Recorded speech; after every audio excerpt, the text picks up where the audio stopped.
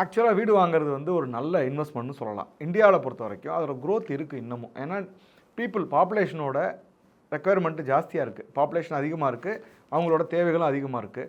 இன்னொன்று நகரமயமாக்கல். வேலைக்கு வந்தோன்னே நகரத்துக்கு தான் வரணும், அங்கே வீடு வேணும். ஸோ நகரமயமாக்கல் ஆகிட்டுருக்கு. ஸோ அதனால் வீடு தேவை தான், இதுக்கு வந்து அழிவு கிடையாது. பட் ஆனால் ஒவ்வொரு பீரியடில் வீட்டோட விலை வந்து ரொம்ப ஏறும்.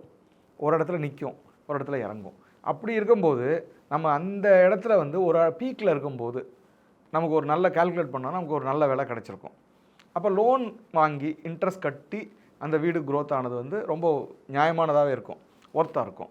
பட் அது இல்லாமல் வந்து ஒரு இடத்துல ஸ்டக்கான பீரியட்னு ஒன்று இருக்குது. நம்ம தேவைக்கு மட்டும் வாங்கி அது பெரிய க்ரோத் இருக்கான்னா அப்பயும் பரவாயில்ல. ஏன்னா இருக்கிறதுக்கு ஒரு வீடு, அதை ஒரு பெரிய அசட்டாவோ இன்வெஸ்ட்மெண்ட்டாவோ கால்குலேட் பண்ண வேண்டியது இல்லை. ஒரு வீட்டை 2வது வீடு வரும்போது தான் நம்ம அந்த கால்குலேஷன் போடணும். ஆனால் ஒரு வீடை வாங்கிட்டு நம்ம வந்து இன்ட்ரெஸ்ட் கட்டுறோம், பிரின்சிபல் கட்டுறோம் அப்படின்னு பார்க்கும்போது அது லாபம் தான். எப்படி நான் சொல்கிறேன்னு வச்சுக்கோமே, இந்த கால்குலேஷன் போடுங்க. ஒரு வீடு வாங்குகிறோம், இன்றைக்கி 8% இன்ட்ரெஸ்ட் ரேட் வச்சுக்குவோம். It's a good rate. பிஸ்னஸ்க்கெல்லாம் 12% 14% இருக்குது. ஆனால் இந்த 8% நல்ல ரேட்டு. இந்த 8%ங்கிறது ஒரு 20 லட்ச ரூபா வாங்கினா நம்ம எவ்வளோ கட்டுவோம்? கிட்டத்தட்ட 1,60,000 ரூபா ஒரு வருஷம் பூரா வட்டி கட்டணும் 20 லட்சத்துக்கு.